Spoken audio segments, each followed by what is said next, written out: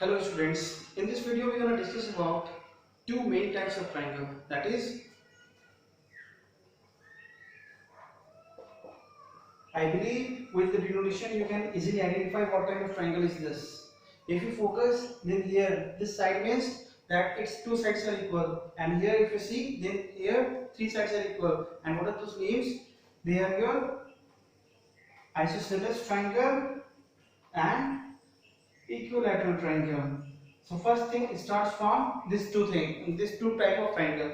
In case of isosceles triangle, what happens, or what are the properties of this isosceles triangle? I will put the long story in short way. Whenever you have been given any isosceles triangle, what are its parts? Suppose this is your isosceles triangle in which two sides are equal. Suppose let us assume this is your 10 centimeter, this is your 10 centimeter, and this one is your 12 centimeter. I just assume, alright. If this is your A, this is your B, and this is your C. So according to the property of this isosceles triangle is that this particular angle is known to be your vertex angle. This angle B and angle C, they are known as base angle. This particular side BC is known as your base. Another important, very important point is that this angle and this angle, they are equal. So suppose if this is your 40 degree, then this will be also 40 degree. So this was all about your regarding isosceles triangle. Once again, if this is your ABC is an isosceles triangle in which AB is equals to AC. Suppose 10 centimeter and 10 centimeter, and this BC is equals to 12 centimeter. So here, this angle A is known as vertex angle. Angle B and angle C both are known as your base angle. This side BC, this is known as base of the isosceles triangle. And most important thing is that which two sides are equal? This AB and AC. So its opposite angle means this one, and its opposite angle means this one. They are always equal. If this is 50, so this will be also 50. If this is 60, so this will be also 60. So based on this isosceles triangle, what kind of questions you can have? Suppose if a question is given to you that in a isosceles triangle PQR,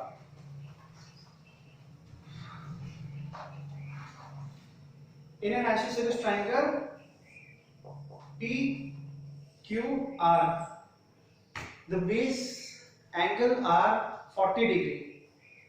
If it says that this is a 40 degree, so obviously base angles means if this is 40, then this will be also 40 degree. Now the question is asking you that find its vertical angle. Vertical angle means this one. This is your we have already discussed. This is called your vertical angle. So now we know that, let us assume that this is your x. So according to the angles and property as discussed in the last video is that x plus 40 is equals to 180 degree. Now why we have written this is equals to 180 degree? Because according to angles and property of triangle, we know that sum of these three angles will be equals to 180 degree. Now you are not supposed to write this as directly. What you have to write in the bracket, you need to mention why you have written this is equals to 180 degree. That is angle sum property. So now from this you can find this x here. X plus 40, this is your 80 is equals to 180 degree. Now x is equals to, using transposition rule, this is plus 80. If it goes that side, then this will become minus 80. This will be your 100 degree. So x is equals to 100 degree, which means that this particular angle is 100 degree. So this was all about your isosceles triangle. Now in case of equilateral triangle, we have already justified that in case of equilateral triangle, all sides are equal. Now if all sides are equal, then there is very important thing to know about in case of equilateral triangle, and that is whatever kind of equilateral triangle you have, whether this is large or whether you have this opposite type, or whether you have very small type equilateral triangle. If it is mentioned that all of its three sides are equal, this side is 8 centimeter, this side is 8 centimeter, and this side is 8 centimeter. Similarly, if this is your 2 centimeter, 2 centimeter, 2 centimeter, this is your 4 centimeter, 4 centimeter, 4 centimeter. If all sides are equal, then there is very important thing is that their angles are also equal. It means that this angle is equals to this and this angle is equals to this, means all these three angles will be equal, which means that if this is your x, then this will be also x and this is also x.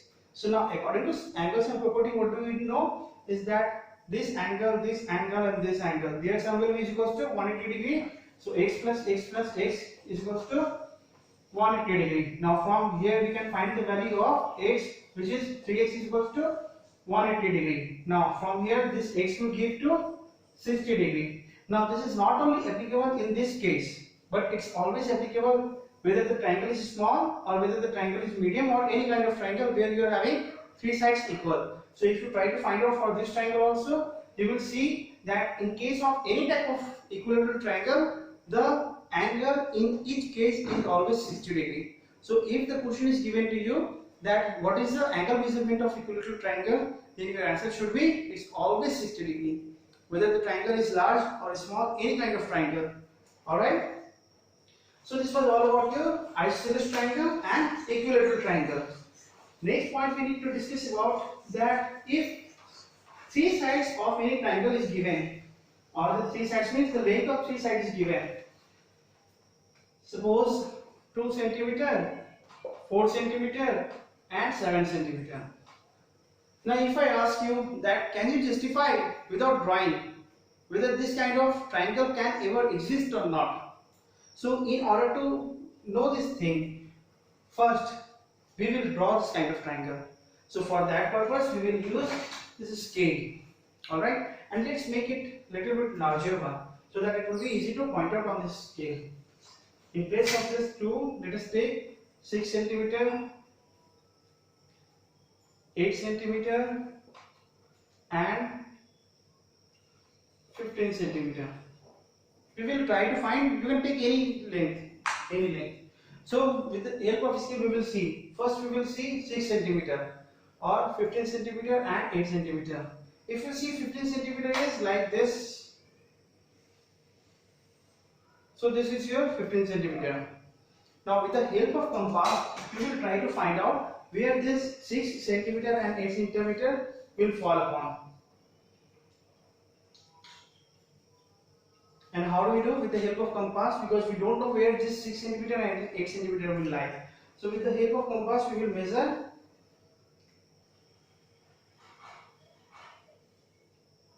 This is approx 6 centimeter, you can see.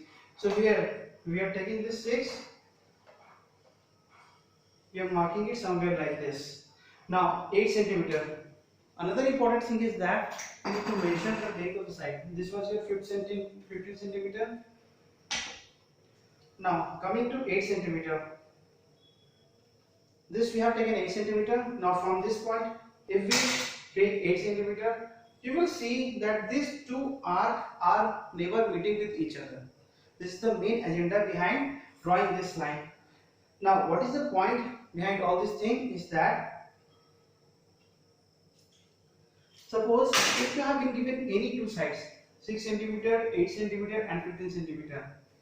Now without doing all these things, I don't wish to do this thing, and I just by looking into the length of the side, I need to know whether they will be of equal length, or means they can construct a triangle or not. So in order to do this thing, you need to add any two sides. This 8 plus 6, this will give you 6 plus 8, this will give you 14. The sum of any two sides of a triangle has to be greater than the third side, which is this 14 should be greater than 15, which is not true in this case. Therefore, this kind of triangle can never exist, because practically you just think that if this is a 15 centimeter line, now from here you need to take 6 centimeters. Suppose 1, 2, 3, 4, 5, 6. You are coming up to here, and from here you need to take 8 centimeter. So it will come here only, because this 6 and 8 they will constitute only 14. But this 1 centimeter gap there is still there. Therefore, what do we understand is that this kind of triangle cannot ever exist. Now let us frame the question in some other way. Here in place of 6, if we are having 7 centimeter. So now see, if this line is your 15 centimeter. Now 7 centimeter means it will come across here. 8 centimeter means from here it will be at this point. So 7 plus 8, this will give you the whole 15, which means that again this will not make any triangle, because this is your one side, on this line this is another side, and from this point to this there is another side, which means that again this kind of triangle is not possible. Therefore the basic rule for any side, any given three sides to be triangle is that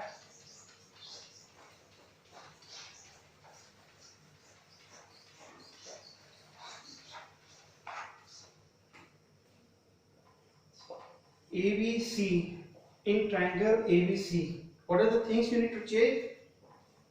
AB plus BC should be greater than AC. BC plus AC should be greater than AB. Then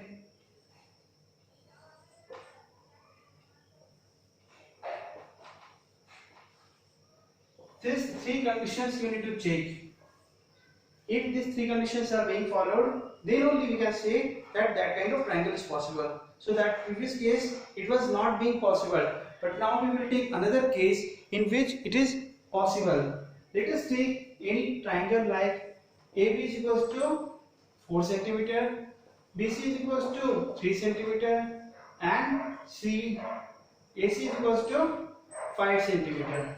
Now you will see AB plus BC, these two will be 7, which is obviously greater than third side, or let's write it in elaboration.